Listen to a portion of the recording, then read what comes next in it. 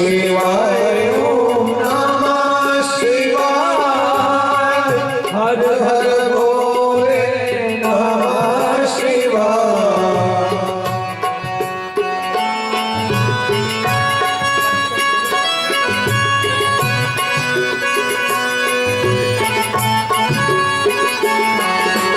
नमः शिवाय ओम नमः शिवाय हर हर भोले नमः शिवाय।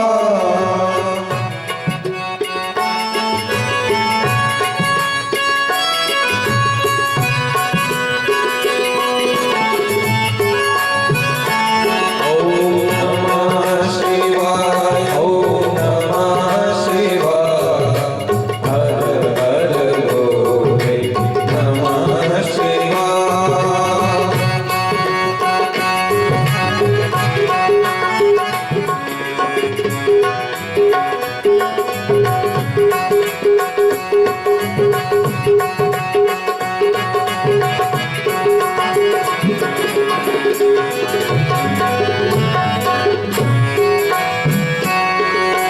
नमः शिवाय ओम नमः शिवाय हर हर भोले नमः शिवाय।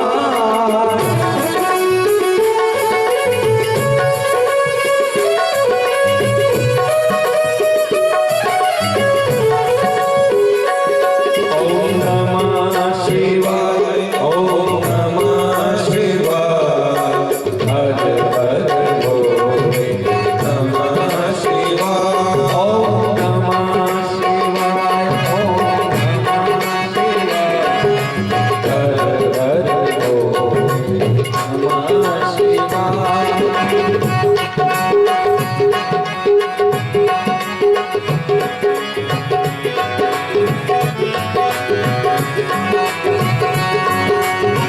गंगाधराय शिव गंगाधराय हर हर भोले गंगाधराय।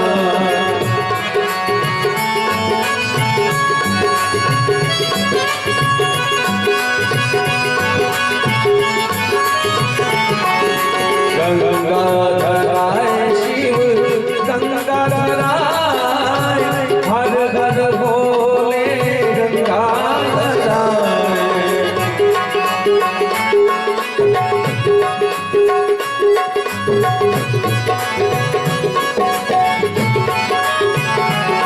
ओम नमः शिवाय ओम नमः शिवाय हर हर भोले नमः शिवाय।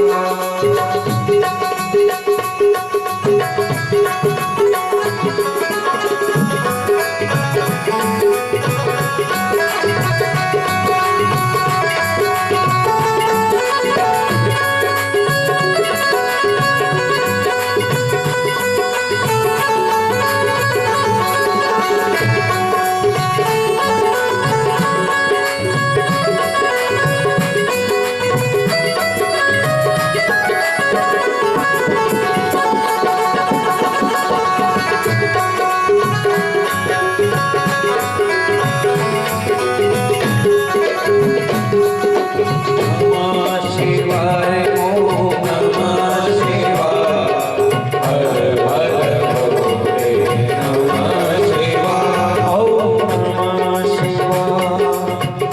जितने भी भक्तजन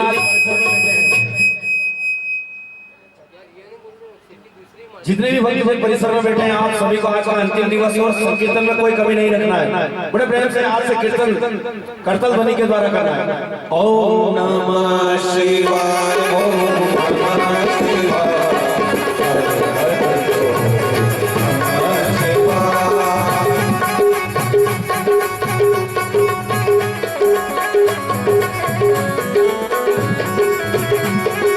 नमः शिवाय ओम नमः शिवाय हर हर भोले नमः शिवाय।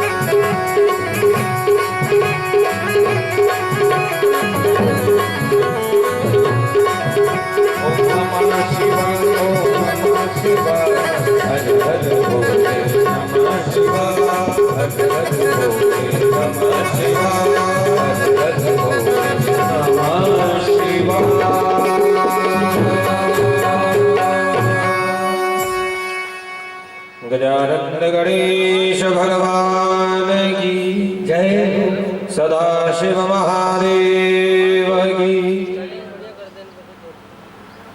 सत्यमाहो परम धर्म, सत्यमाहो परम पदम। शिव पुराण कथा के 6 दिन तक हमने भगवान के विविध चरित्रों का वर्णन सुना। कल 12 ज्योतिर्लिंग की महिमा गाई, पार्थिव पूजन करके, तप करके, भगवान शिव की आराधना करके किस प्रकार से प्राणी भक्ति करते हैं और मुक्ति को प्राप्त होते हैं, ये सब वर्णन किया। और जो व्यक्ति धर्म नहीं करते, पुण्य नहीं करते, उनके पाप किस प्रकार के होते हैं, किस प्रकार के यमलोक में उनको दंड दिया जाता है और किस प्रकार से प्रारब्ध जो है पुण्य के कारण प्राप्त होता है।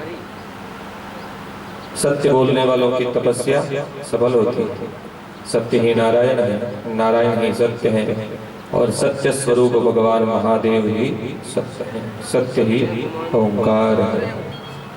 सत्य से ही देवता पितृ सभी प्रसन्न रहते हैं और सत्य से ही मनुष्य सब कुछ प्राप्त कर सकता है। और जो सत्य के मार्ग पर चलता है वह भगवान का तप करने में समर्थ होता है। तपस्या से स्वर्ग की प्राप्ति होती, यश प्राप्त होता है। तप के द्वारा समस्त कामनाओं की पूर्ति होती है। तप बल रचई प्रपंच विधाता, तप बल विष्णु सकल जगत्राता, तप बल शंभु करहि संगारा, तप बल शेषु धरई महिभारा। तप के कारण ही विधाता ब्रह्मा जगत की सृष्टि करते हैं। विष्णु भगवान जगत का पालन करते हैं। भगवान शिव तप के कारण ही जगत का संहार करते हैं। ऐसा नहीं कि तीनों पर ब्रह्म है, सदाशिव पर ब्रह्म है तो उनको कोई काम नहीं है, वे भी तप करते हैं। महादेव जो सदाशिव पर ब्रह्म अनादिकाल से सृष्टि को चला रहे हैं, सृष्टि को उत्पन्न कर रहे हैं, ब्रह्मा विष्णु महेश को जो बारंबार कल्पों में प्रकट करते हैं, वह साक्षात भगवान सदाशिव भी निरंतर तप करते हैं। इसलिए तप करना प्रत्येक मनुष्य का, प्रत्येक प्राणी का कर्तव्य है। गारिपुत्र महर्षि विश्वामित्र क्षत्रिय थे, किंतु तप के प्रभाव से महर्षि ब्रह्मर्षि का पद प्राप्त किया है, ब्राह्मण हो। इसलिए भगवान कहते हैं कि निरंतर साधना करनी चाहिए, निरंतर तप करना चाहिए। तप भी 3 प्रकार से होते हैं, सात्विक, राजसिक, तामसिक। देवताओं का तप, सन्यासियों का, ऋषियों का जो तप है वह सात्विक होता है, क्योंकि वह जगत कल्याण की भावना से तप करते हैं। दैत्यों का तप जो है और मनुष्यों का जो तप है वह राजस तप है, क्योंकि कामनाओं के वशीभूत होकर के करते हैं। और जो दैत्य हैं, राक्षस हैं, क्रूर कर्म करते हैं, दुष्ट प्रवृत्ति के मनुष्य हैं, वो जो तप करते हैं वह तामस है, क्योंकि वह दूसरों को कष्ट देने के लिए तप करता है। इसलिए सात्विक तप सर्वोत्तम है, जो निष्काम भाव से किया जाता है, जो पतन से रक्षा करे, वही सर्वोत्तम तप है। ज्ञानवान मनुष्य को चाहिए कि वे सदैव भगवान का स्मरण करें, शिव पुराण की कथा का श्रवण करें, उससे धर्म की वृद्धि होती है, मनुष्य को ज्ञान प्राप्त होता है। इस संसार में बहुत सारे लोग हैं, हमारा जो शरीर है बहुत सारे लोगों में भ्रमण करता हुआ फिर भूमि पर आता है। 7 द्वीप हैं इस भूमि पर, जम्बूद्वीप, लक्षद्वीप, शाल्मली, कुश, क्रौंच, शाक और पुष्कर। 7 समुद्र हैं, लवण नमक का समुद्र है, इक्षुरस रस का समुद्र है, घी का भी समुद्र है, दही का भी है, जल का है, दूध का है, और इन सब के मध्य में हमारी पृथ्वी जम्बूद्वीप स्थित है, और इसके भी मध्य में सुमेरु पर्वत विद्यमान है। जहां तक सूर्य और चंद्रमा की किरणें प्रकाश करती है वहां तक यह भूमंडल विद्यमान होता है, और पृथ्वी से 1 लाख योजन दूर सूर्यमंडल है, और उसी से 1 लाख योजन दूर चंद्रमा की भी गति कही जाती है। इनसे ऊपर ग्रह मंडल है। पृथ्वी के ऊपर 7 लोक हैं, नीचे भी 7 लोक रहे गए। भूरलोक, भुवरलोक, स्वरलोक, महालोक, जनलोक, तपोलोक, सत्यलोक। सबसे ऊपर है सत्यलोक, यानी सत्य महिमा सबसे ऊपर है। नीचे है तल, अतल, वितल, सुतल, तलातल, रसातल और पाताल। ये 7 लोक भूमि के नीचे हैं। और जो भगवान है, ईश्वर है, सदाशिव है, वह काल से अपरिच्छिन्न है, अनंत है। हरि अनंत, हरि कथा अनंता। वह इन 7 लोकों के ऊपर अधिष्ठात्र रूप में विराजमान होते हैं। ब्रह्मांड के ऊपर क्या है? ब्रह्मलोक के ऊपर वैकुंठ है, वैकुंठ के ऊपर कौमार लोक है जहां पर कार्तिकेय निवास करते हैं। उसके ऊपर दिव्य उमा लोक है जहां पर भगवती शक्ति निवास करती है। भगवती जगत जननी जगदम्बा वहां निवास करते हुए प्राणियों को पोषण करती है। उसके ऊपर शिवलोक है जहां पर भगवान महादेव का निवास है।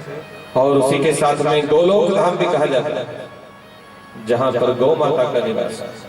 और वहीं पर शिव जी की आज्ञा से भगवान श्री कृष्ण निरंतर समस्त कल्पों में विराजित होकर के गौ सेवा करते हैं, भगवान का जप करते हैं, तप करते हैं। इसलिए शिवलोक को सबसे ऊपर, सबसे श्रेष्ठ कहा गया है। और जिसको भी शिवलोक जाना है उसे सदैव पंचाक्षर मंत्र का जप करना चाहिए। ओम नमः शिवाय, ओम नमः शिवाय, ओम नमः शिवाय। उत्तम शिवेति ये नाम तथा हर हरि च न तेषां नरकात् भीतिर् यमाद्भिर्मुनिसत्तम। जो भगवान शिव के इस पंचाक्षर मंत्र का जप करता है, हरिहर का जप करता है, उसको नरक का भय नहीं होता, यमराज का भय नहीं होता है। और ये जो शरीर है बड़े ही भाग्य से प्राप्त होता है। बड़े भाग मानुष तन पावा, सुर दुर्लभ सब ग्रंथ निगावा। साधन धाम मोक्ष कर द्वारा, पाइन जेहि पर लोक सवारा। बड़े भाग्य से मिलता है, बड़े पुण्य करने पर ये मनी मानव शरीर मिलता है, जो देवताओं को भी दुर्लभ है। क्योंकि यह धर्म का, अर्थ का, काम का और मोक्ष का साधन रूप है। देवता पुण्य कर सकते नहीं, केवल पुण्य को भोग सकते हैं। और मनुष्य पुण्य भी कर सकता है, पुण्य को भोग सकता है और अपने परलोक को संवार सकता है। और सब पुरुषार्थों का मूल मनुष्य जन्म है। जो व्यक्ति धर्म का संग्रह नहीं करता उसका मानव जीवन लेना बेकार है। सब द्वीपों में, सब भूमि में यह भारत भूमि सबसे श्रेष्ठ है। क्योंकि इस भारत भूमि पर देव भूमि कही जाती है। सब देवताओं ने यहीं पर अवतार लिया है। सब देवताओं ने यहाँ पर अपनी अपनी लीलाएं की हैं, जगत को शिक्षाएं दी हैं। यही कर्म भूमि है, यही फल भूमि है। यावत् स्वस्थमिदं कलेवरं गृहं, जब तक हमारा शरीर स्वस्थ है तब तक धर्म का कार्य कर लेना चाहिए। क्योंकि शरीर का कोई भरोसा नहीं है। यह शरीर भी बड़ी मेहनत से उत्पन्न होता है, ऐसे ही नहीं गंवा देना चाहिए। पुण्य करते हैं उसके बाद में भी इसका बड़ा पोषण करना भी कष्टकारी है। सब इस पापी पेट के लिए काम करते हैं, शरीर का पोषण करने के लिए काम करते हैं। भूमि से अन्न उत्पन्न होता है, अन्न को अग्नि में पकाया जाता है, उस पके हुए अन्न को मनुष्य ग्रहण करता है। उसमें से रस अलग होता है, मल अलग हो जाता है। मल शरीर से बाहर निकल जाता है, जो रस अन्न का शेष बचता है उससे शरीर पुष्ट होता है। और प्राणवायु इस रस को समस्त शरीर में जितने अंग हैं उनमें विभाजित करता है, समस्त अंगों को पुष्ट करता है। इस दिव्य शरीर को ऐसे ही व्यर्थ नहीं जाने देना चाहिए। जीव अपने कर्म के अनुसार गर्भ में प्रविष्ट होता है। वहां पर शुक्र और रक्त मिलकर के एक दिन में कलल रूप बनता है। उस कलल से 5 रात्रि में एक बुलबुले का स्वरूप बनता है। 7 रात्रि में उससे एक मांसपेशी उत्पन्न होती है। उसके बाद गला, सिर, कंधे, कमर, पेट, हाथ पैर इत्यादि 2 महीने के भीतर ये शरीर गर्भ में निर्माण होते हैं। तीसरे महीने में सब संधियां जितने जोड़ शरीर के हैं वो उत्पन्न हो जाते हैं। चौथे महीने में हाथों की अंगुलियां, पैरों की अंगुलियां उत्पन्न हो जाती हैं। 5वें महीने में मुख भी बन जाता है, नासिका उत्पन्न हो जाती है, कान बन जाते हैं, दांत नाखून भी 5वें महीने में प्रकट हो जाता है। और गर्भ में 6 मासों में कानों के जो छिद्र हैं वह उत्पन्न हो जाते हैं। 7वें महीने में समस्त जो इंद्रियां हैं उनका भी निर्माण हो जाता है। इस प्रकार समस्त अंग परिपूर्ण होकर के वह गर्भस्थ जीव माता की कोख में घूमता रहता है। उस समय माता जो भी ग्रहण करती है, खाती है, पीती है, उसका समस्त पोषण उस शिशु को प्राप्त होता है। वहीं गर्भ में कुछ कीड़े भी होते हैं जो उस शरीर को काटते हैं, और माता भी यदि कोई तीखा, खट्टा, मीठा इस प्रकार का भक्षण करती है तो उससे जो कष्ट उत्पन्न होता है तब वह जीव बड़ा दुखी होता है, और वहां पर उसकी स्थिति सदैव उल्टी होती है, सिर ऊपर पैर नीचे। और उस समय में उस जीव को सैकड़ों जन्मों का, अपने जितने जन्मों पहले हो चुके हैं उन समस्त जन्मों का स्मरण होता है, भगवान का भी स्मरण होता है। अपने समस्त किए गए कर्मों को वह वहां याद करता है और अपने दुख का कारण मानता है, और भगवान से प्रार्थना करता है गर्भ में ही कि हे प्रभु, मैंने पूर्व में इतने कर्म किए, इतने पाप किए, जिसके कारण ये दुख मैंने भोगा है, और जब मैं गर्भ से बाहर निकलूंगा तब आपको अवश्य भजन करूंगा। खूब स्तुति करता है भगवान की, खूब याद रखता है, क्योंकि गर्भ में भी दुख है। कोई भी गर्भ में आना नहीं चाहता है, ये जन्म मरण के चक्र में कोई नहीं पड़ना चाहता। तो जीव जब गर्भ में रहता है तो उसे पूर्ण स्मृति रहती है, पूर्ण भक्ति प्राप्त होती है, पूर्ण ज्ञान होता है, परब्रह्म का अंश होता है। और किंतु जैसे ही गर्भ से बाहर आता है ईश्वर को भूल जाता है, मोह माया में पड़ जाता है।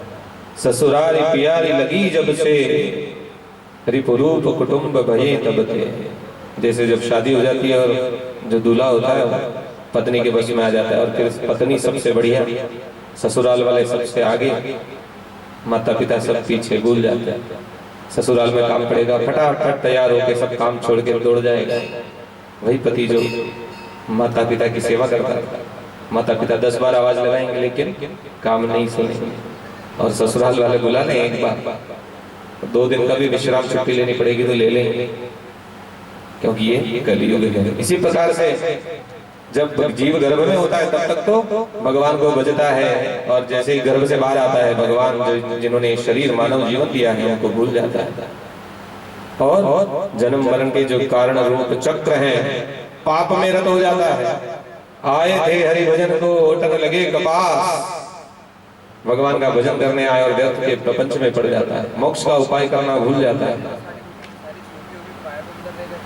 सत्संग को छोड़ करके शरीर की ममता में पड़ जाता है, समस्त कुटुंब की ममता में, मोह में पड़ जाता है। हे जना किन्न पश्यन्ति यन्निर्यादि दिने दिने।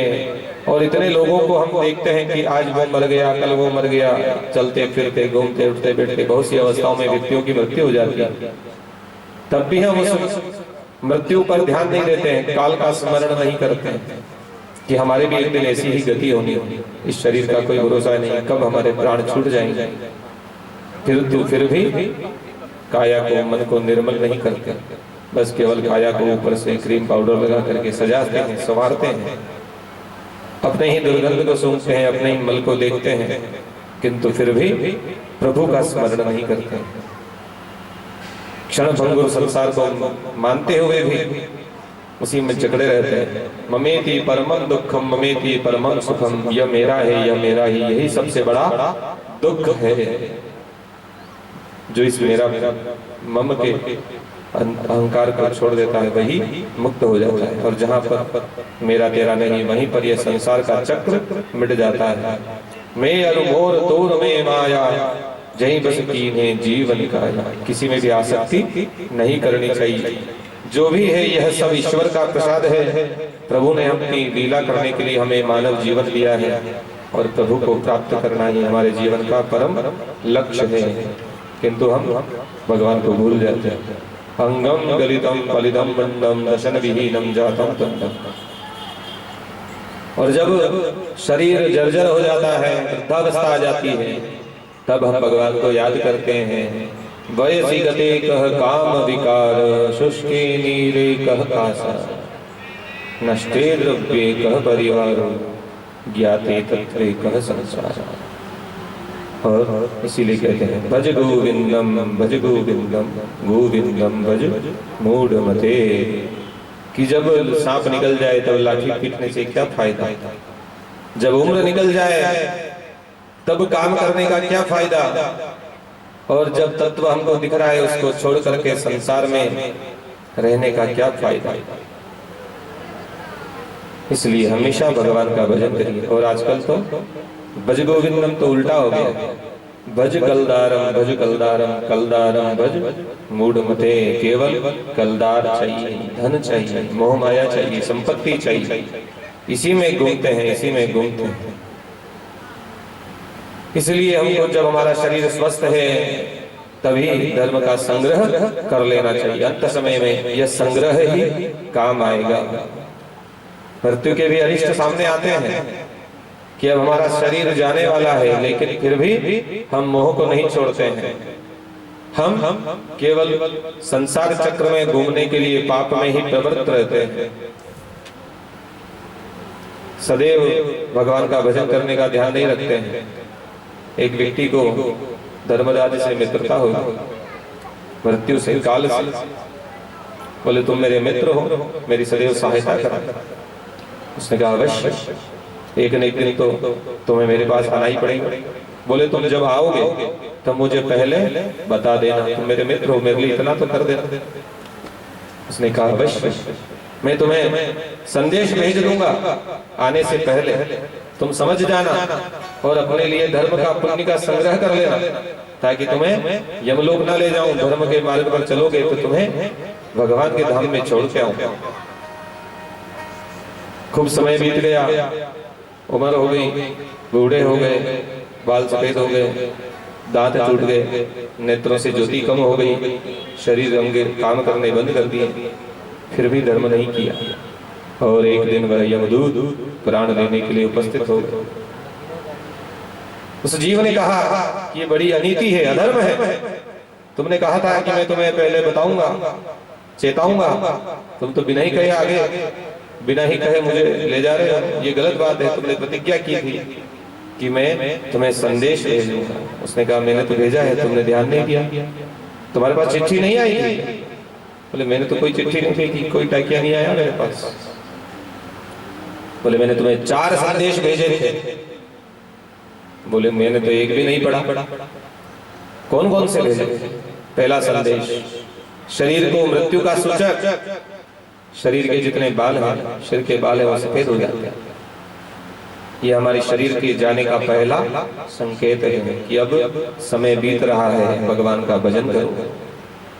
दूसरा, दांत गल जाते हैं, आंखों की ज्योति कम हो जाती है। ये तीसरा संदेश है। दांत टूट जाते हैं, फिर भी स्वाद लेने के लिए अन्न का मोह नहीं छोड़ते हैं। नेत्रों से नहीं दिखता है, कम दिखता है, फिर भी भगवान का दर्शन करने की लालसा नहीं रखते हैं। और चौथा, शरीर के सब अंग कमजोर हो जाते हैं कि अपने बस में ही नहीं रहते, हिलते रहते हैं कि हम कोई काम करना चाहें हो नहीं पाता है, अवस्था जर्जर हो जाती है, फिर भी भगवान का भजन नहीं करते हैं। तो वह दूत कहता है, यमदूत मैंने तो 4 चिट्ठियां तुमको भेज दी, लेकिन तुमने नहीं पढ़ी, तो इसमें मेरा कोई दोष नहीं है। तुम्हारा चलने का समय हो गया है, अब चलना ही पड़ेगा। जिंदगी जब तक रहेगी फुर्सत न होगी काम से, कुछ समय ऐसा निकालो प्रेम कर लो श्री राम से। कि जीवन में तो काम धंधा लगा रहेगा, लेकिन सुबह उठते ही सबसे पहले भगवान का भजन करना चाहिए, भगवान को याद करना चाहिए। फूल तुम्हें पार करो मेरा बेड़ा भव से, हे शिव शंकर कैलाशी पार करो। पार करो मेरा बेड़ा भव से, हे शिव शंकर कैलाशी पार करो मेरा बेड़ा भव से, हे शिव शंकर कैलाशी पार करो मेरा बेड़ा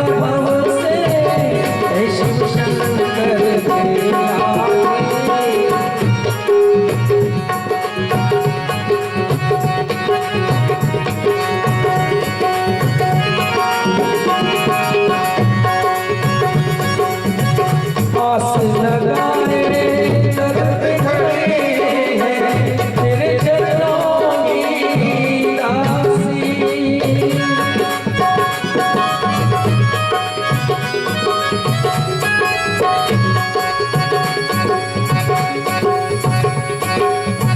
आस लगाए दर पे खड़े हैं तेरे चरणों की दासी। पार करो मेरा बेड़ा हमसे ऐ शिव शंकर के काशी।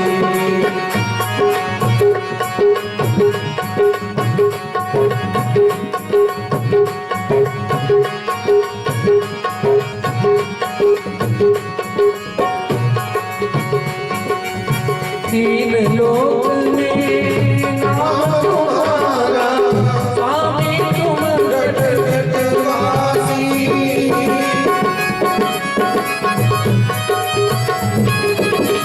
तीन लोक में नाम तुम्हारा स्वामी तुम घट घट वासी। सबकी तुमने बिगड़ी बनाए मुझसे क्यों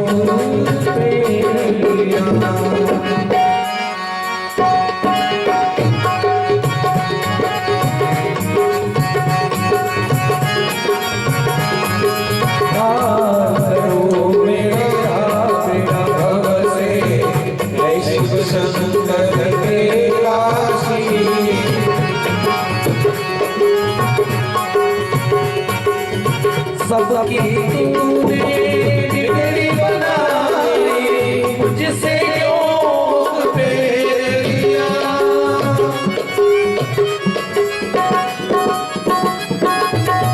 सबकी तुमने बिगड़ी बनाई मुझसे क्यों फेर लिया।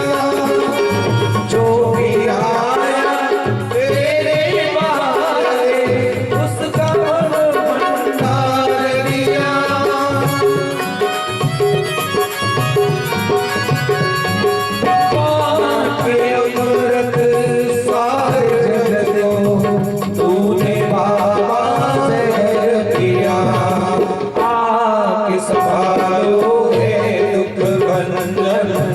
मुझको दुखों ने घेर लिया।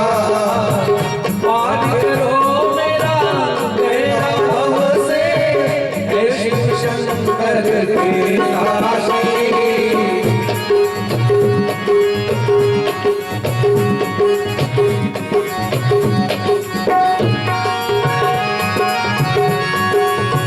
सुन लो मेरी करुण कहानी हर हर दिन मेरे आए।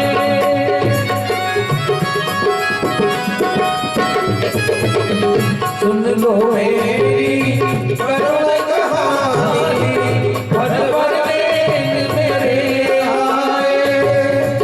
तेरे बारे रोऊंगा तू करुणा करके आए।